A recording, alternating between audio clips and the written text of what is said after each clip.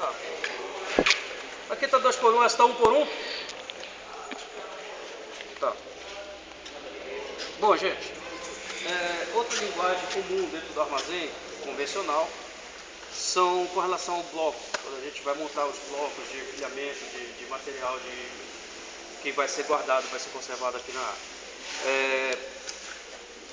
Amarração, fieira, lastro, tudo isso são palavras que a gente utiliza no nosso dia a dia aqui. Então, para formar uma pilha, e é para a gente aproveitar ao máximo o espaço do armazém com o produto, porque às vezes durante ao longo do tempo tem períodos em que o armazém está realmente repleto de produtos e períodos em que a gente consegue ter um espaço sobrando. Então a gente tem que ter essa visão de espaço e aproveitar ao máximo o espaço. Lembrando que um dos instrumentos, equipamentos, melhor dizendo, muito utilizado, estados, pallet e entre outros equipamentos. Esse daqui é equipamento para poder melhorar uma acomodação da carga dentro do armazém. Então pallet também está muito ligado à logística do armazém, o estados também. Enfim, amarração, lastro, melhor dizendo. O lastro é a primeira fieira, eu vou dizer já que é a fieira, de um bloco. A fieira é a fatia horizontal. Então a primeira fieira é o lastro. O lastro, ele é um número, como ele fica sentado, acomodado, sentado, acomodado em cima do estado. Aqui a gente tem um lastro de quanto?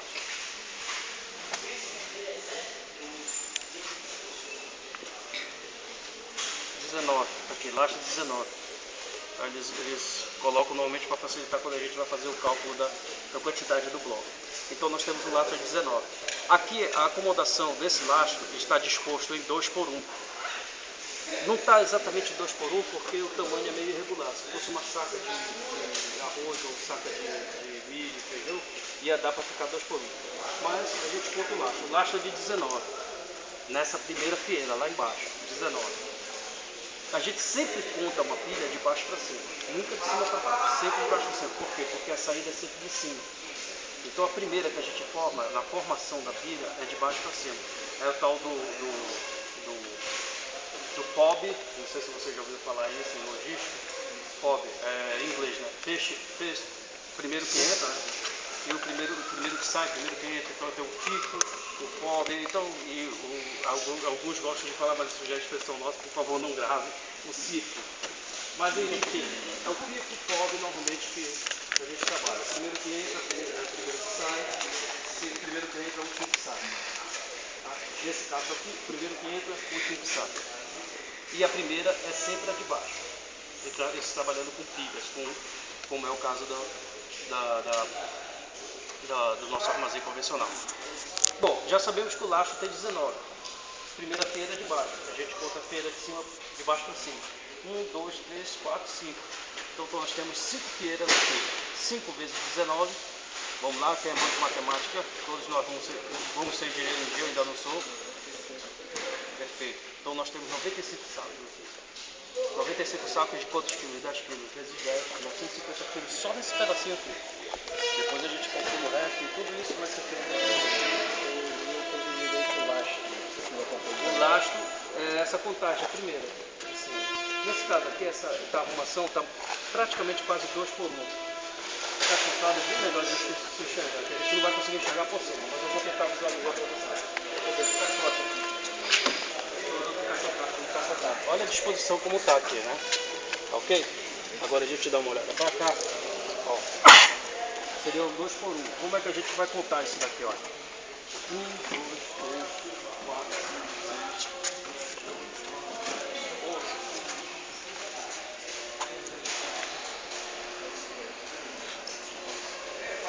5,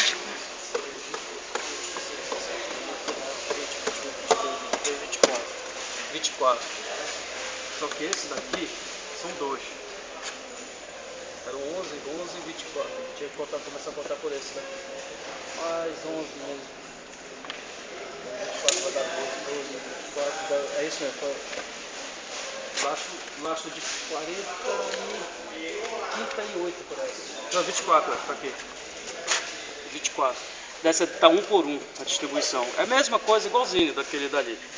Tá 1 por 1, ou seja, a disposição dele tá assim, 1 e atravessado por 1. Tá? Essa disposição vai dar 48. Esse é o lastro. Ou 24, desculpa, que eu estou pensando 24. E contando as fieiras de baixo para cima, 1, 2, 3, 4, 5, 6, 7. 7 vezes 24, nós vamos ter 168 caixas aqui. Nessa primeira coluna, vocês podem ver que a divisão é bem visível com relação à coluna. Então a gente vai separando. Isso coluna, bloco é o todo. Tá? A gente vai separando e dessa separação vai contando cada uma. Depois, isso serve para a gente fazer o levantamento de quanto tem de produto, né? Esse cálculo que a gente faz. Aí dessa separação a gente vai saber quanto é que tem de produto aqui. 168 caixas, cada caixa contém 20 garrafas de óleo aí. Aí multiplica-se depois por 20, nós vamos ter a quantidade unitária. É assim que a gente faz para fazer o levantamento dentro do armazém. Detalhe, produto processado esse daqui, óleo de soja. Normalmente a gente respeita esse empilhamento máximo, que vem uma leva. 7 caixas. 1, 2, 3, 4, 5, 6, 7.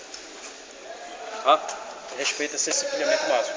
No caso de fardos, não tem, mas a gente faz fardos de 5 metros, coluna de 5 metros, ou então, se vier o empilhamento máximo, a gente coloca e respeita o empilhamento máximo. Ok? Fardos é interessante mostrar para vocês. Olha, nós temos fardos nesse caso aqui de arroz, temos aqui de leite em pó, fardos diferenciados, leite em pó 20 kg, arroz 30. Então isso confunde muitas vezes a gente quando está trabalhando dentro do armazém, tá? Dá esse problema. Mas voltando mais especificamente a falar de armazenagem, processos de fitossanitário. Para a gente poder controlar as pragas aqui dentro, a gente faz alguns processos aqui de aplicação de produtos. Pulverização, nebulização e o expurgo. O expurgo é muito comum em armazém. Só armazém que faz expurgo. Pode ser feito armazém graneleiro, convencional como é o nosso, e também em barcaças, navios e ferrovias, porque aí você lacra e consegue fazer o expurgo de um produto em movimentação. Pode ser feito também. O expurgo é a utilização da fosfina. Não sei se vocês já ouviram falar desse produto, a fosfina. A fosfina foi criada durante a Segunda Grande Guerra Mundial. É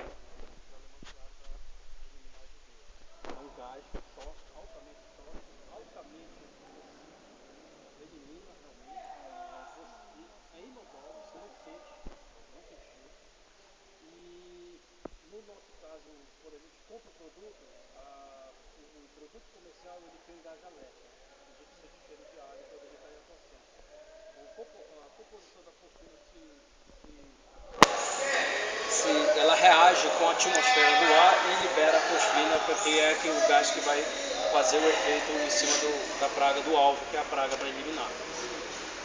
Durante a aplicação, a gente já coloca aquele lençol branco lá.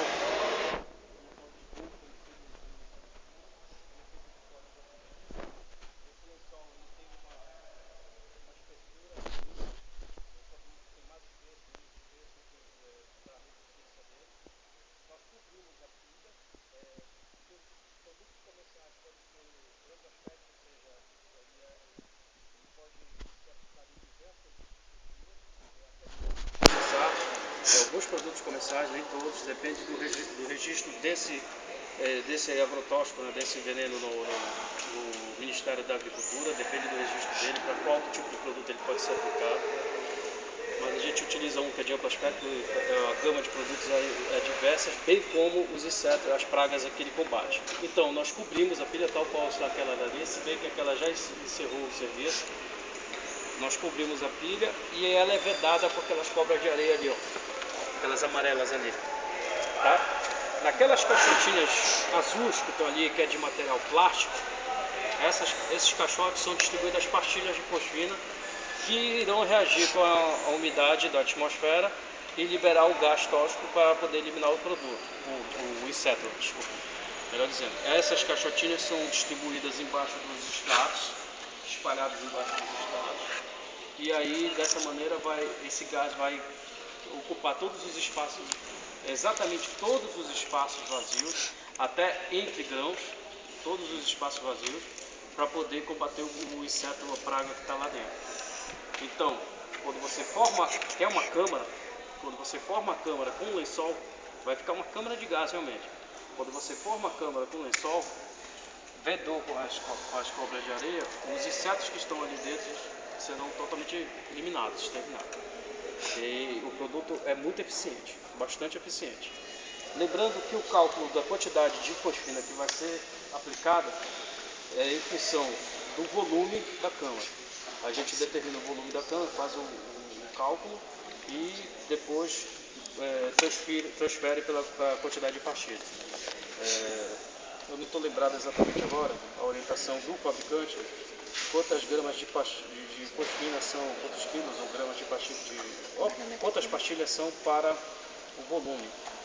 Agora eu não me recordo. Mas enfim, o cálculo do volume é muito simples. A gente mede já com o lençol pronto, o lençol já cobrindo a pilha, a gente mede a altura, largura, comprimento da pilha e determina o volume, e assim vai para o cálculo com a informação do fabricante. Aplica-se a quantidade de pastilha necessária de fosfina para aquela aplicação.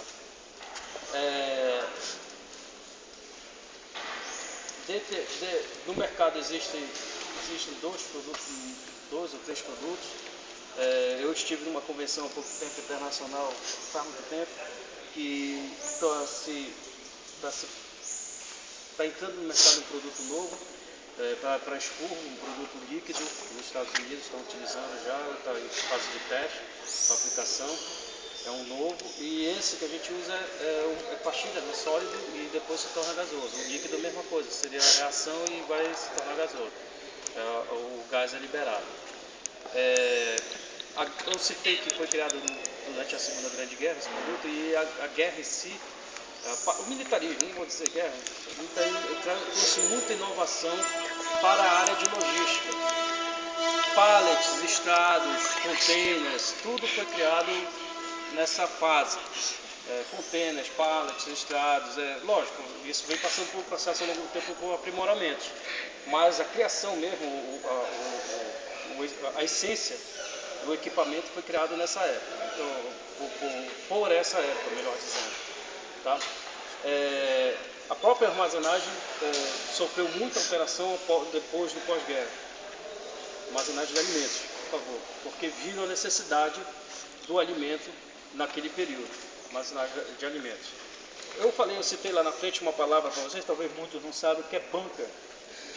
Bunker utilizado na guerra, existiam aqueles bunkers onde ficavam as metralhadoras.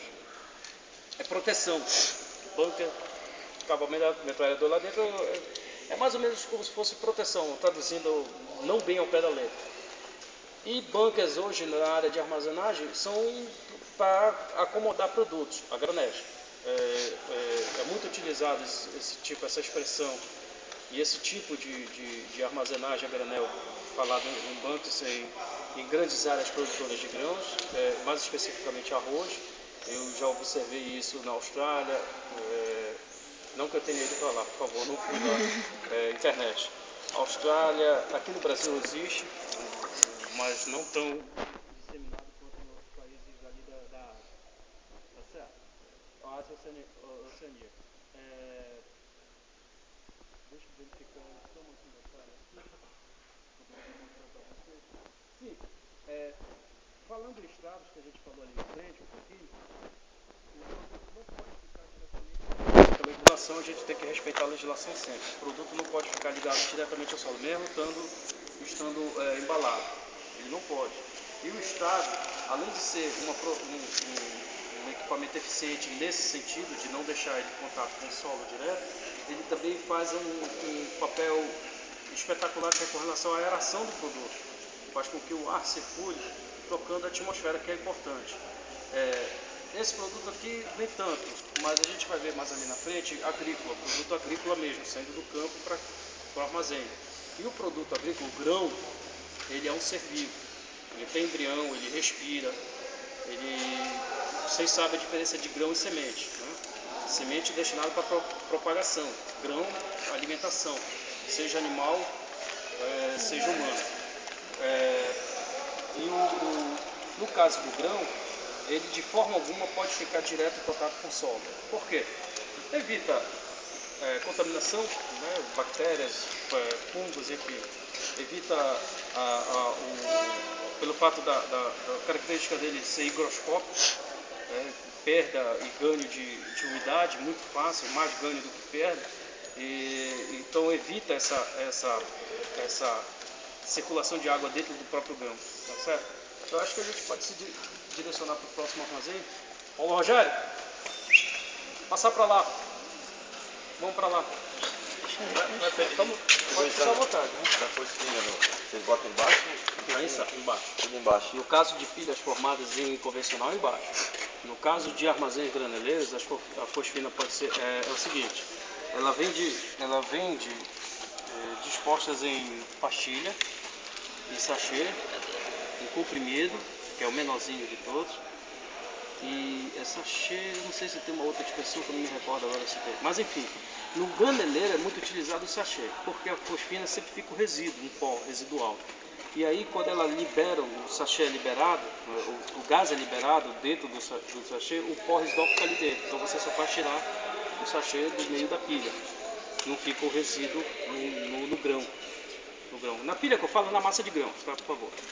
No caso aqui, que é pilha propriamente dita, nesse daqui o pó fica naquelas bandejazinhas de plástico que a gente vê ali.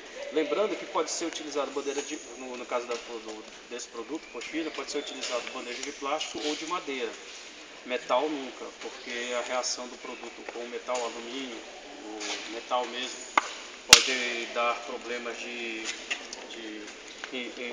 fogo, pode pegar fogo facilmente através de reação química. E aí causar algum dano aí ao produto, que é que a gente evita ao máximo. Quando a gente fala em armazenação de produto, armazenamento de produto, já que eu falei em dano ao produto, o produto agrícola, agora grãos, que entra no armazém, no máximo ele sai igual como entrou. Dificilmente ele vai sair melhor. O armazenamento ele não melhora o produto. Dificilmente ele vai sair melhor. No máximo já assim, no limite de uma armazenagem extremamente eficiente, ele sai igual como entrou. Igual como? Características de umidade, limpeza do produto, né, impurezas e injúrias que acontecem aos grãos, como grãos trincados, mofados, como é o outro, não é bem fermentado, mas é ardidos. No máximo os níveis saem iguais ao da recepção, da entrada no armazém. Acontece de sair um pouco abaixo, com um pouco mais de umidade ou um pouco menos de umidade. Em graneleiros ele tem, como a gente tem que respeitar a legislação, no caso de alguns grãos como milho, soja não sei, mas no caso de milho específico é até 14% de umidade. Feijão, o ideal é que seja de 14% para baixo de umidade para todos os grãos. O ideal é esse, arroz 14%. Se o feijão pode se comercializar produto de feijão acima de 14%, desde que não cause risco à saúde humana e desde que não tenha, logicamente, atividade orgânica funcional, ou seja, contaminação por fungos e bactérias, por aí, tocando por miúdos. Isso a legislação prevê.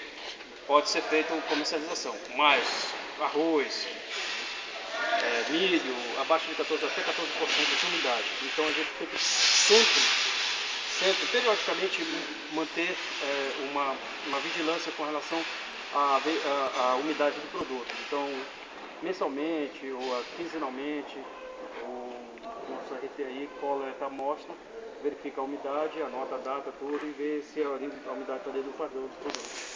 Vamos lá, por favor. E após o expurgo, você faz a aplicação de inseticida? O expurgo é inseticida. Já é? Então, Aí não precisa fazer a pra falar a aplicação verdade, no armazém. Pra falar a verdade, a fosfina, não é o expurgo. O expurgo é a ação. A fosfina que é o produto. A fosfina é um inseticida. Já é um inseticida. inseticida, só que ela elimina tudo. Se tiver de ser vivo dentro daquela câmara, vai ser eliminado, vai ser expurgado, como a gente costuma falar. O resíduo fica na cacheta. Na cacheta a gente elimina o resíduo na bandeira. Naftalina, né? Não me lembro de naftalina. Faz uma coleta de amostras. É obrigado, inclusive, a legislação, as normativas da companhia nos obrigam a fazer isso. A gente tem que coletar a amostra, ver a qualidade do produto. Coletar a amostra, classificar. Também é obrigado. Por quê? Porque na atividade de armazenamento existem muitas situações em que o armazenista procura o seu bem, o seu melhor, né, digamos assim. Então a própria legislação até prevê o limite máximo de impurezas que podem ter no produto, sem que ocorra a variação da classificação dele. Então tem gente que às vezes aplica impureza. Cuidado com a cabeça, gente, por favor, desvia daqui da esteira. Cuidado com o pescoço. Desvia da esteira para não se machucar. Aplica impureza no produto para poder ganhar lá atrás, na frente. A legislação prevê isso, ele está coberto, né? Então, mas existe também armazéns que são bloqueados, tudo, e por solicitação do próprio dono daquele produto, ele faz a limpeza, faz a secagem e tudo mais. Até porque a secagem, a umidade é uma característica principal dentro da classificação. Umidade, produto, grãos, como é que chama? Impurezas, né? Umidade, impurezas e matérias estranhas. São três itens. Dentro desses itens tem uma subdivisão para classificar o produto da massa de grão. Sendo que os danos graves e os não tão graves é umidade e impureza, que são inerentes da cultura. As matérias estranhas são matérias de fora, que são, como a gente considera dentro da classificação, danos que depreciam o produto, depreciam muito o produto na classificação. Então pode sair da classificação muito elevada, como uma classificação tipo 1, uma classificação tipo 12, assim, tipo 13, até sem classificação. E o produto depois desclassificado. Tá certo? Rapidinho. Quais as dimensões dessa placa? As dimensões dessa placa? Dessa daqui eu não sei. Cabeça. Isso aqui deve ter. É a mesma daquela que está sinalizada? Não. Tem essa sinalização no chão, mas se vocês forem observar, como eu disse, a gente aproveita melhor o espaço da melhor maneira dentro do armazém. A gente poderia dividir essa pilha que está aqui em duas, uma rua no meio, né? Poderia dividir para facilitar. Mas na armazenagem convencional, quanto menos quanto menos ruas tiver para poder deixar mais espaço de avenida para carregar, melhor. Por quê? Porque você tem espaço para se trabalhar. Isso aqui, você está vendo, nós não temos a empilhadeira. Aqui o trabalho é braçal. Então, melhor espaço para o pessoal trabalhar. Uma empilhadeira exige mais espaço ainda. Né? Se o manovista da empilhadeira for hábil, em espaços pequenos ele consegue trabalhar perfeitamente. Né? Então tudo isso são fatores relativos que você tem, como o gerente, o RT, tem que levar em consideração no momento da formação da pilha. Né? Esses fatores influenciam bastante em consumo de energia, gasto, né? Diminuição de gasto. Hoje em dia a gente tem que preservar os gastos. Diminuir os gastos, melhor dizendo. Tá certo? Então nós temos outros equipamentos, esses equipamentos que eu vou mostrar para vocês é com relação à movimentação da carga dentro do armazém. Esteira, aí atrás de você, pode ser utilizado para sacaria, para encaixotado, já produtos já embalados, esse tipo de esteira aí. Existe esteira transportadora de grãos, ela é bem diferente desse daí. A esteira transportadora de grãos, ela tem uma calha, em que o produto é despejado aqui dentro, ele fica bem acomodado. Essa não, essa aí é para produto já embalado. Nós recebemos o produto a granel. Esse que é o nosso principal problema aqui. A gente recebe o produto a granel e tem que sacar. Nós estamos com essa fase da recepção do produto, que é a fase de sacamento e formação dos blocos, paralisada, por quê? Porque nós não temos saca para poder sacar isso aí. Estamos aguardando a chegada da sacaria, né, para poder sacar. Lembrando que sacaria pode ser sacaria reutilizada, a legislação permite, mas que a sacaria que seja reutilizada não pode ser oriunda de produtos químicos de forma alguma. O que seria isso, produtos químicos? Sementes que passam por processo químico, adubos, não pode, e outros tipos de produtos químicos, até mesmo agrotóxicos. Esse não pode ser reutilizado, mas pode ser utilizado de produtos como trigo, ração, farináceas, enfim, tá certo? Aí a gente pode utilizar, mas aqui, como do governo federal, a gente só usa sacaria nova, como vocês podem observar, só que estamos aguardando a chegada dessa saca, que ainda não veio para nós. Então nós temos a esteira transportadora, ela tem dois motores, um para circular a esteira e outro para levar do motor para fazer a elevação da esteira. São dois motores que ela tem. Nós temos o chupim, que é conhecido como chupim, não sei se vocês já conheceram esse equipamento, tem outros nomes por aí, mas eu só conheço como chupim. Ele, lá dentro dessa haste laranja, tem um parafuso sem fio. Se a gente nós aproximarmos aí, Dá pra ligar aí?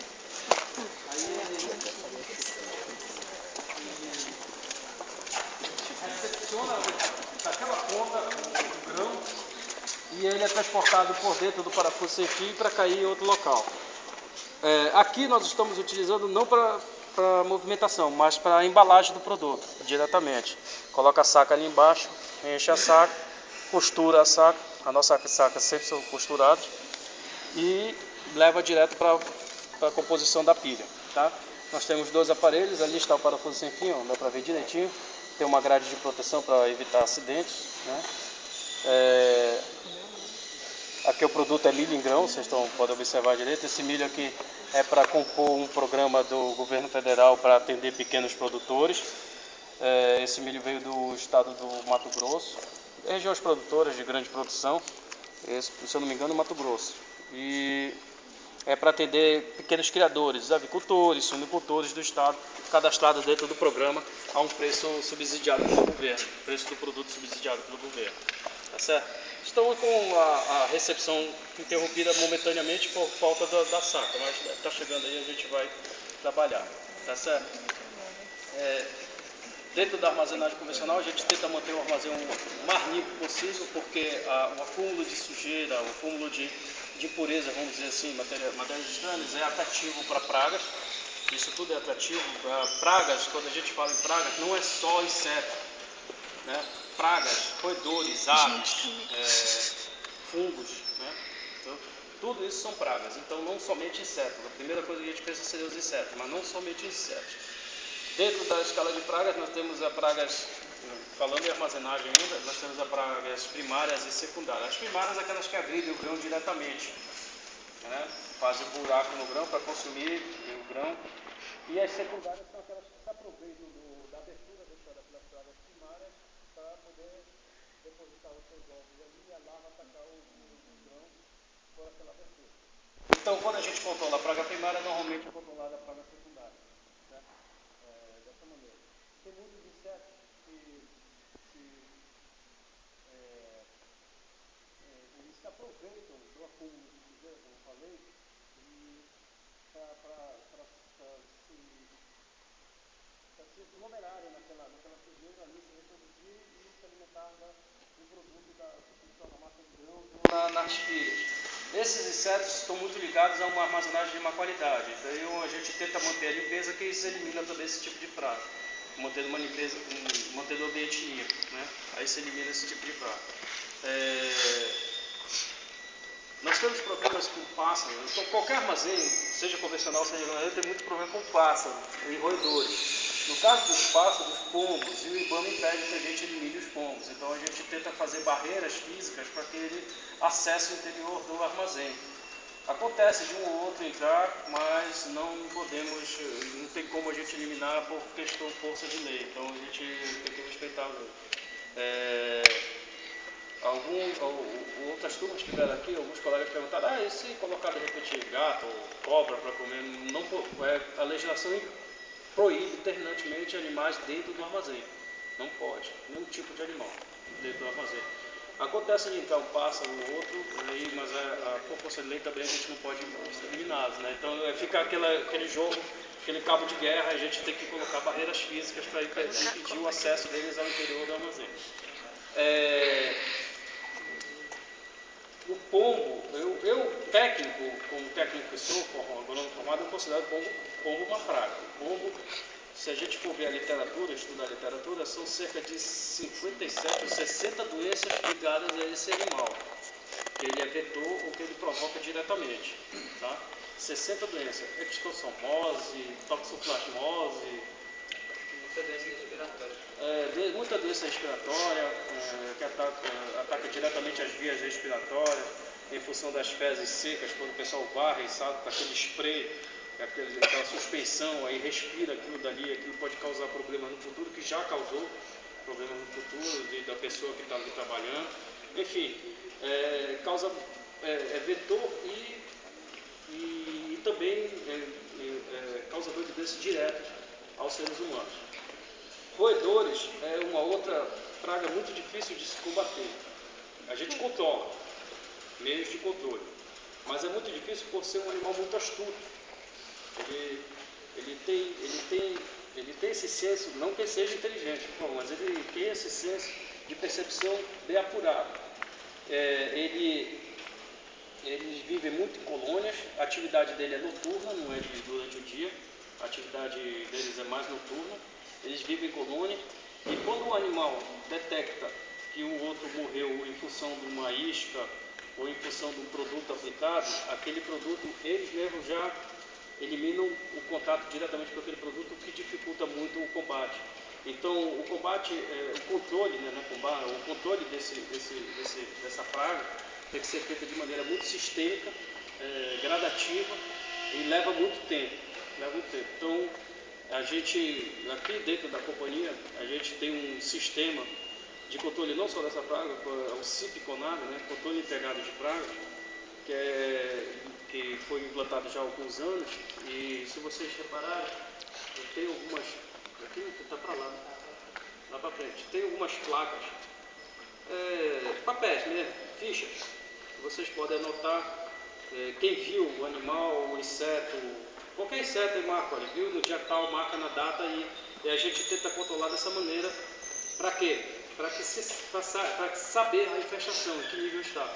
Não só diretamente na grama, porque a gente fica verificando isso diretamente na pilha, mas no armazém como um todo, na unidade como um todo. Então isso fica espalhado e depois é coletado mensalmente, quinzenalmente, e faz avaliação, o técnico faz avaliação para poder saber quais os pontos que foi visto, para poder aplicar as iscas, aplicar o produto e tudo mais. Tá certo? Alguma pergunta? Qual que é a frequência de análise da umidade desse material? Mensalmente, né? Mensalmente a gente faz uma análise. Aqui é meio complicado, porque, por exemplo, se a umidade der muito alta, a gente não tem como baixar, porque nós não temos o serviço de secagem. Numa armazenagem a granel, uma unidade armazenadora graneleira, com silos ou com piscinas, eles teriam como, porque tem um secador. Futuramente, talvez nós vamos ter uma unidade dessas aqui para poder trabalhar dessa maneira. Lembrando que o secador é o equipamento mais caro de uma unidade armazenadora. A granel, uma unidade armazenadora graneleira, o equipamento mais caro é o secador, sem dúvida nenhuma. O secador que vai exigir uma liberação maior de numerário para poder se concretizar a unidade. É ele que vai exigir.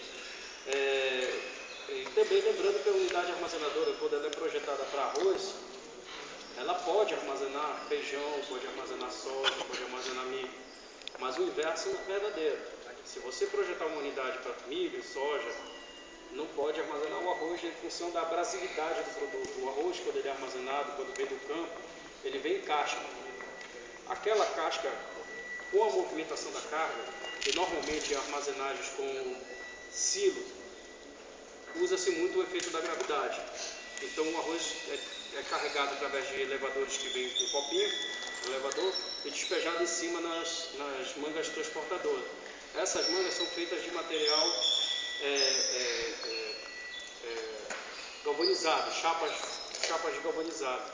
E a abrasividade da casca com o atrito vai corroendo muito rápido, então tem que ser reforçado o material para o arroz. Para o milho e para a soja não tem tanto problema como o arroz, então é isso que eu estou querendo fazer essa relação para vocês, para abrir os olhos. Então quando ela é projetada para arroz, ela aceita bem o produto soja, milho, mas o inverso não é verdadeiro, por causa da abrasividade da casca do arroz. Ela corta, ela rasga mesmo, com atrito, ela vai e abre buracos, causando transtorno para o dono, para o armazenista, né? Tem que refazer, recuperar a chapa, colocar outro material lá. Acontece muito disso aí. E a prática, hoje em dia, a convivência dentro da unidade, nos faz obter experiências assim que a gente não vê comumente. Por exemplo, numa unidade armazenadora graneleira, que seja de silo, baterias de silo, acontece muito acidente no secador também. Se você não tomar cuidado, o grão pega fogo, o secador pega fogo. E aí, como eu falei que o secador é o equipamento mais caro da unidade, vai ser um prejuízo muito grande para o armazenista, né, para aquela unidade. Então muita gente, para evitar, porque ele é controlado através de janelas a temperatura. Você abre mais a janela, entra mais ar de fora para poder diminuir ou abaixar a temperatura para secar o grão. Quando a temperatura está muito quente, às vezes o grão pega fogo. E para eliminar isso, o pessoal às vezes abafa com mais grão, que aí vai diminuir a quantidade de oxigênio ali dentro e o combustível é o oxigênio. Então diminui a quantidade de oxigênio e abafa o fogo. Existe a perda de alguns grãos? Vai existir, mas pelo menos ele não vai perder o equipamento dele, que é o mais caro que o grão.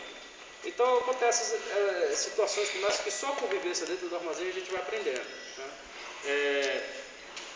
Dentro do secador, é importante a velocidade do vento que entra, que faz o turbilhão do ar quente, para poder fazer com que esse ar quente movimente-se dentro do grão que está escorrendo ali no secador. Ele fica caindo pelas canaletas, o grão, ele vem escorrendo, zigue-zagueando pelas canaletas e o ar quente passa por ele para secar. Muitas das vezes o grão sai muito quente, às vezes queima a pessoa, porque o pessoal está trabalhando, quando ele sai do secador, ele entra no silo, e o silo para fazer uma aeração para diminuir a temperatura dele, porque ele vem muito quente. E às vezes tem pessoas trabalhando ali para poder acamar melhor a massa de grão, acomodar melhor a massa de grão, e aí essa pessoa, quando vê o grão, às vezes ele se queima em função disso. Então tudo isso a gente tem que tomar cuidado por causa do risco de acidentes, né? O Rogério mostrar o veículo. Vamos lá. Mais alguma pergunta aqui, gente? Em relação à temperatura, vocês têm algum controle? A gente tem termômetros externos. Termômetros de massa de grão não. Existe termometria, que são cabos ligados diretamente na massa de grãos, isso em graneleiros, né? Esses cabos regulam periodicamente regulam a temperatura. Por que a temperatura? A temperatura é indicativo de atividade de pragas, é indicativo de fermentação, é indicativo de pulsões de ar. Então tudo isso, a temperatura a gente consegue determinar através da temperatura como está o comportamento daquela massa de grão. Se está sendo atacada por pragas, se está tendo fermentação dos grãos, se está tendo pulsões de ar, enfim, várias coisas que a gente pode interpretar. Essa é uma área que desenvolveu muito, tá, no curso lá no Cuiabá. Tem muito software para topografar. Isso. Então eles pegam, tem uns sensores, né? Isso. Então a pessoa na casa dela, ela consegue ver por lá, consegue acionar o equipamento para resfriar a massa de grão. Para vocês verem que a evolução tecnológica, como eu falei para vocês, a evolução vem vindo com o tempo. Hoje, dentro de casa, a gente já sabe que você passa numa massa de grãos no armazém. E pode até tomar algumas providências dentro da própria casa, movimentar a massa, ligar os aparelhos, movimentar a massa, enfim. Eu estive em uma convenção em que os franceses colocavam chips, através de cabo também, de termometria, na massa de grão para identificar o barulho que o inseto fazia dentro do grão e dessa maneira, para capturar o barulho, e dessa maneira identificava qual inseto para poder aplicar o produto certo para combater aquele ali. Já sabia qual inseto, então você vê só como está a tecnologia caminhando. Logicamente que isso deveria ser um equipamento muito caro naquele momento, eu não sei como é que está hoje em dia. Outras pesquisas é para saber a praga da armazenagem. Foi até bom ter lembrado disso, passar para vocês. Pragas e insetos, falando em insetos. A maioria, eu arrisco a dizer que 80% das pragas e insetos de armazém, de armazenagem, são de fora do país. Não são oriundos aqui dentro do país. A maioria tem sua origem em outros países. Foram produtos que vieram em navios importados pelo governo brasileiro, em que naquela época a vigilância não era tão aprimorada como hoje, então não era tão exigente a vigilância sanitária, e o produto entrou no país contaminado com insetos, com ovos de insetos, e aí disseminou no país a praga. Assim como ocorre hoje naturalmente com relação, posso usar o exemplo mais recentemente da mosca branca dos frutos, da mosca negra, mosca branca, da mosca da carambola, desculpe, mosca da carambola. Tá certo?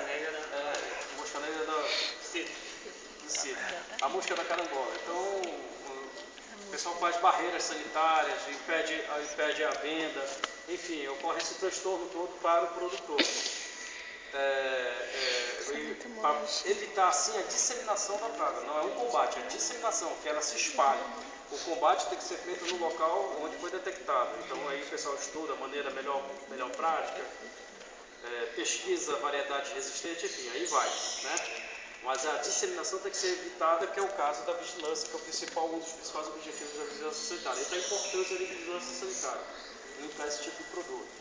O pombo não era daqui da região, veio com os portugueses. Ratos vieram desde aquela época, ratos, ratazanas vieram nos burôs de navios naquela época. Então, a maioria das pragas que atacam o armazém, que são pragas de armazenagem, elas vêm de fora, de outros países. A maioria maciça, 80% ou talvez até mais de 80%. Poucos são oriundas daqui do nosso país, do Brasil. A maioria maciça é de fora. Tá certo, né? Aí eu abri os olhos de vocês para a vigilância sanitária. É importante. Quando a gente quer fazer uma viagem, visitar um parente lá no outro estado, e a vigilância dá em cima, que você não pode levar produto animal, tem que ter certificação, não pode levar um animal vivo, não pode levar partes de planta, de propagação, eles têm o motivo dele, então a gente tem que respeitar. Tá? Tem os motivos dele, por força legal você não pode levar. A gente respeita, mas por quê? Pessoal, muitas vezes as pessoas não sabem, né? Não, são alheias à parte da legislação, discutem muito com o técnico. Infundada a discussão, né? pela vontade dela, não vai causar um mal, é só uma plantinha. Mas ele não sabe o mal que ela pode causar lá na frente. Ele realmente não tem esse conhecimento. Tá certo? Vamos lá? Vamos aqui para frente do armazém, mostrar o EPI para vocês. Eu vou falar para vocês que tem o veterinário aqui. Esse produto ele está impregnado da sólido. Agora vamos ver se a gente consegue identificar. Tá doida.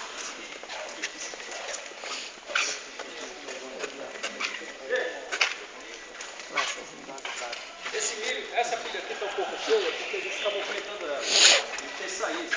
Por isso que a esteira está aqui para carregar o caminhão. Está sendo um produto que, como disse, compõe um programa do governo federal. Então, periodicamente estão vindo compradores, clientes nossos vêm aqui, encostam. Hoje mesmo vai ser um caminhão um pouquinho antes da chegada de vocês. Então, por isso que está essa parte derramada. Mas isso tudo aqui, com certeza vai ser com certeza tem que ser, não pode ficar, porque isso é atrativo, como eu falei. Isso é atrativo para pragas e insetos. Então, com certeza isso vai ser varrido, vai ser limpo, vai ser colocado em sacos como essa que estão aqui na beira, que é para poder reaproveitar também esse produto. Outro detalhe, muitos armazenistas consideram um dos equipamentos primordiais dentro da armazenagem convencional a vassoura. A vassoura é muito importante para eles, e realmente para manter o ambiente limpo, um ambiente bem livre de atrativos para pragas. Existem outros equipamentos, mas aí um pouco mais dispendiosos, pelo fato da energia. Aquelas máquinas que injetam ar, para expulsar poeira. Eu acho que o pessoal já viu na rua, o pessoal levantando aquelas folhas, né, empurrando com o ar. Aquilo é muito caro para manter, então é preferível a vassoura mesmo, e para manter o ambiente mais limpo. Fala, Daqui. Olhando pra você, eles contrataram para ficar aqui uns 3 meses e Foi mesmo. Bom, gente, como o colega falou, aqui está sendo atacado por uma parte. Ele já detectou, o Rogério, eu esqueci de apresentar para vocês. Paulo Rogério é o nosso responsável técnico, ele é engenheiro agrônomo. Ele já identificou a praga, é uma mariposa, né? Aí vem a importância do estudo entomológico, do comportamento do inseto, para a gente poder combater. Essa mariposa, as mariposas, as pragas de armazém, que são da ordem... Me ajudem, por favor, que agora fugiu da cabeça. O quê? Nós temos os coleópteros, que são os Lepidópteros. lepidópteros, muito obrigado. Que são dessa ordem. Eles se reproduzem muito mais rápido que o coleóptero. O coleóptero já se reproduz muito, e a lepidóptera muito mais ainda, em função da quantidade de ovos que eles depositam dentro da vida útil, e do tempo de reprodução propriamente dito. É muito rápido e em quantidade muito grande. Então aí vem a importância do estudo do comportamento desses insetos. E a atividade deles em si. Se eles são diurnos, noturnos, para poder a gente se programar com a aplicação de produto. Vai passar o processo, vai ser feito quando? Porque está saindo, né? Não pode... Semana que vem não, eu estava esperando, tinha a última quantidade que foi vendida, saiu hoje de manhã. Isso aqui? Ah, foi, já saiu. Vai ser feito o processo de expurgo. Vamos cobrir com lençol, é como eu falei para vocês, nós vamos cobrir, formar a câmara de expurgo, vamos medir. Dessa medição nós vamos calcular o volume da câmara. E como é que é feito esse cálculo? Mede-se comprimento, largura e altura, multiplica-se, vai ter o volume em metros cúbicos. A partir desse volume, a gente vai determinar a quantidade de partilhas conforme a orientação do fabricante para se aplicar naquelas bandejas de plástico, colocar embaixo dos estrados para poder fazer a câmara de expurgo aí dentro e assim eliminar as pragas que vão ficar dentro do expurgo. Tá? Essa duração o fabricante também determina no rótulo do Produto. não é bem rótulo, na bula do produto. Por quê? Quanto mais tempo a câmara formada ficar lá o produto, melhor.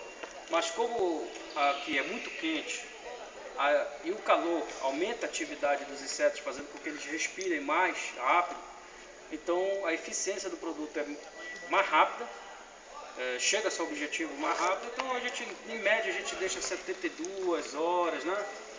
A câmara Trabalha com 120, né? 120, 72 a 120. A gente trabalha 120 porque fica o final de semana todinho, desde sexta-feira até a segunda-feira. Mas com 3 dias... Com 3 dias já está, 72 horas já é o suficiente aqui, em função do calor, né, da atividade, aumenta a atividade do inseto, ele respira mais, e aí alcança o objetivo mais rápido. Então 72 horas a 120 horas é o suficiente para a gente. A gente está trabalhando com 120, porque fica o final de semana todinho, desde sexta até a segunda. E segunda-feira retira-se no final do dia o lençol. Aí abre-se a câmara. Tá? E qualquer ser vivo que esteja lá dentro é totalmente eliminado. É extermínio mesmo. Tá ok? Vocês identificaram? Vocês viram a mariposa? Qual é o tamanho dela? Tá vendo como é complicado? Tamaninho minúsculo. Tá aqui, Rosudo.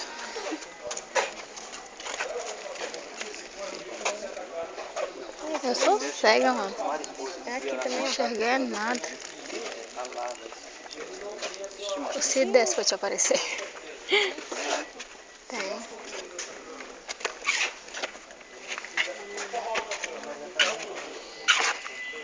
Não que todos os insetos saiam daqui para atacar outro, mas grande parte vão se refugiar em outro bloco, outra pilha. Então, normalmente, quando a gente faz a aplicação do expurgo numa pilha como essa, faça a aplicação de produto líquido aqui. Mas no caso esse que sofreu Como expurgo, ele não vai ser atacado. Líquido não, ele vai ficar a câmara formada já com tratamento, sob tratamento. Então, o que tiver lá dentro... Não, tô falando depois que terminar o expurgo não, fica dele. fica um período tranquilo, a gente dá, digamos, dá um descanso para nós. Mas nós normalmente nos programamos da seguinte maneira: faz o expurgo, a câmara, forma a câmara, faz expurgo, e as outras que não estão formadas, se não sofrerem expurgo, são aplicados inseticidas líquidos. Normalmente dessa maneira. Esse produto aqui, do líquido, depende do produto que vai ser aplicado. Aí a gente vai respeitar sempre o que o fabricante orienta. Tem bomba, tem nebulizador, temos bombas costais, bombas mecânicas e nebulizadores. Tá? No caso de uma armazenagem graneleira, é chuveiro. Através de chuveiros, a esteira faz a movimentação da massa de grão, retira da massa de grãos ou está colocando quando o produto está chegando no armazém. São chuveiros, liga-se a bomba, o chuveiro funciona e ele fica derramando continuamente o produto na esteira onde está passando o produto, onde está passando o grão, tá certo? Eu esqueci de dizer que a manutenção desses equipamentos aí, e isso é responsabilidade nossa inclusive, a manutenção deles é simples, a gente se preocupa muito apenas com as partes de movimentação que causam desgaste normal pela utilização dos mesmos. Então, a gente tem que manter limpo, sempre limpo, porque, como vocês podem observar, produtos a granéis, eles mantêm muita matéria de suspensão, muito pó. Então, quem tem até problema de coriza é complicado dentro do armazém. Então, tem que manter o produto sempre limpo, o equipamento, melhor dizendo, sempre limpo. Se as peças de desgaste começam a apresentar barulho, essas coisas, significa que o desgaste já está bem em um grau elevado, então a gente tem que trocar escovas, rolamentos, essas coisas. E lubrificação. A manutenção sempre. Se a peça quebrar, é a substituição da peça. A gente não pode recuperar essa, não tem. Até porque a maioria das peças que a gente trabalha dentro dessas máquinas são blindadas. E se você abrir para recuperar a peça, ela nunca vai ficar igual. Então tem que troca de equipamento, troca de peça, lubrificação e limpeza. Tá? Vamos dar uma olhada ali. Eu não aconselharia vocês tirarem de perto disso aqui, esse produto é diversificado, tá, gente? Isso aqui é feijão, infelizmente esse feijão chegou com um elevado grau de umidade.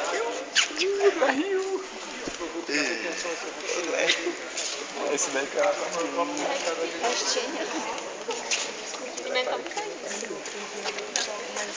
Aquelas que não recebem expurgo, que não vão fazer expurgo, recebem o quê? Não, a gente se programa, né? A gente tem que, dentro do armazém, a gente tem que programar. Nós vamos fazer o expurgo naquela pilha ali. Vamos formar a câmara de expurgo, tá? Não é pelo fato, como falei, não é pelo fato do inseto ser um animal minúsculo, um ser vivo, pequeno, que ele não tem a sua esperteza. Não são todos, né? Não vai todos os insetos estão ali, a galera vai fazer expurgo, vamos para outro. Mas existe a transferência de animais, de insetos, daquela pilha para outra, porque eles vão procurar alimento. Então, concomitantemente ao expurgo, normalmente a gente faz aplicação de inseticida no armazém todo. Ou então na pilha, dependendo se tiver algum outro produto que tenha que sair, movimentação de carga, essas coisas. Então a gente tem que estar atento a ter essa, digamos, esse bom senso, né, da aplicação, porque o expurgo, a gente sabe, a aplicação de produto, o agrotóxico, a gente tem que ter muito cuidado. Muito cuidado. Por exemplo, a gente trabalha, tem unidades armazenadoras nossas no estado do Pará, que a gente não pode estar aplicando com nebulização. Por quê? Porque na frente da unidade tem um hospital. Já pensou? O vento carrega a matéria nebulizada para o hospital, olha aí o problema para a gente. Então a gente tem que tomar cuidado com essas coisas, tem que ter essa atenção. Ou faz diretamente na pilha a aplicação de inseticida líquido, ou faz uma nebulização no armazém concomitantemente ao expurgo. Aí a gente vai estar seguro por um bom tempo aí com relação às pragas que estavam atacando aquela pilha. Tá certo? Esse material descartado aqui no incinerável? Esse daí não, esse daí já tem destinação para compostagem. O expurgo faz de quanto Tem gente que dá uma... Tem até a orientação do próprio fabricante. De 3 meses. Dá 3 meses. Mas o expurgo mesmo, propriamente dito, a aplicação do inseticida, vai de acordo com o nível de infestação. Você pode ter aplicado hoje, na semana seguinte, veio do armazém 2 um foco de praga de lá se deslocou para cá. As pragas se deslocam, teve um estudo em Viçosa, o rapaz pegou uma quantidade grande de insetos, pintou cada um inseto coleópterozinho de praga de armazém, pequenininho, que é minúsculo. Esses insetos são muito pequenos de armazém. Bem pequeno, ele pintou. Pô, o cara tá doido, tá pintando inseto, pintou os insetos, soltou. Foi encontrado a partir do ponto que ele soltou, um raio de 50 km de insetos, para vocês verem só. Movimentação dos insetos. Era isso que ele queria provar no estudo dele. Então eles se deslocam. Vocês podem ver aqui que o armazém é um do lado do outro. Logo aqui nós temos armazém com produtos que são alimentos desses insetos. Lógico, tem uns alimentos que eles preferem mais que outros, mas são alimentos. Eles atacam também aquele produto, eles infestam aqueles outros produtos. Tem inseto que ataca milho, arroz, feijão, dependendo da preferência dele, macarrão, farináceos, biscoito, tudo isso, todos esses produtos que eu relatei agora aqui, alenquei aqui para vocês, todos são produtos que a gente armazena. Então nós temos que ter cuidado com isso. Entendeu? Vai do bom senso do nosso RT, do gerente, verificar todo dia como é que está o nível, como é que está.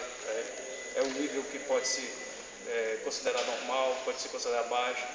Então é assim que a gente trabalha nessa situação, entendeu? Não existe assim uma regra de depois de 3 meses, 4 meses aplicar novamente. Você pode aplicar daqui a uma semana porque o nível de infestação veio de repente, uma nuvem de inseto veio e se abrigou aí na massa. Então a gente vai ter que na massa, na pilha, massa quando é a granel, pilha quando é convencional. Entendeu? Vamos lá dar uma olhada aqui no efeito.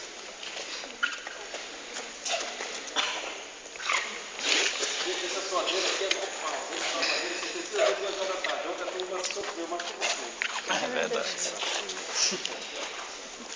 Bom, Eu tomei chá agora. EPI.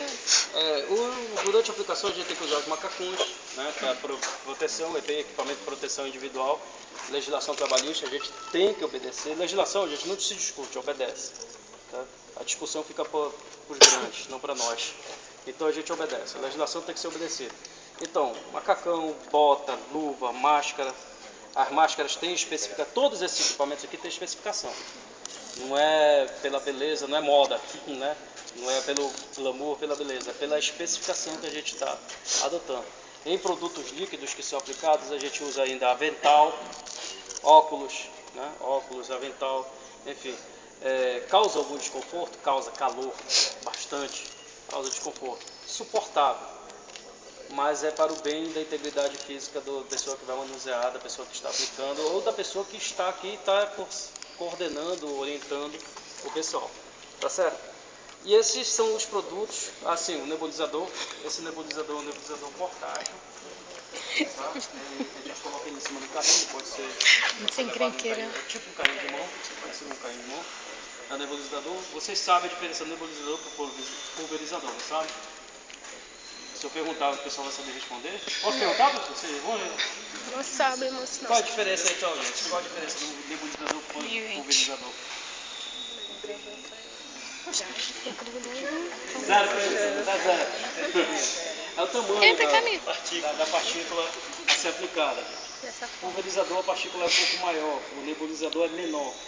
Então o nebulizador alcança espaços, alcança locais que normalmente a pulverização não alcançaria.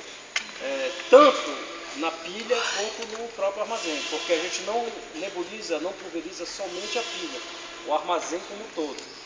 Entendeu? Por quê? Porque existem refúgios dos insetos, das pragas, e a gente tem que alcançar esse refúgio. Então o nebulizador é muito mais eficiente nesse sentido. Entretanto, é um pouco mais caro a utilização dele em função do quê? Combustível, energia. Quando se fala em energia, torna-se caro. Hoje em dia, quando se toca assunto de energia, eu vou usar o trator para fazer uma pulverização, combustível. Tocou energia, é caro, se torna um pouco mais caro. Mas em compensação, comparativamente, a eficiência dele com relação à pulverização é muito melhor, porque ele alcança locais. Agora, tem que se tomar cuidado, pelo fato da partícula do produto ser aplicado e ser menor que a da pulverização, A pulverização já torna a partícula já leve, o vento mesmo já carrega. A nebulização fica mais leve ainda. Então, como se tem aquele caso de uma unidade armazenadora em frente ao hospital, já pensou se o vento carrega para o hospital a nuvem da nebulização? É um problemaço para nós. Então, isso não pode acontecer, a gente tem que tomar esse cuidado enquanto técnico. Um outro detalhe, dentro do próprio armazém.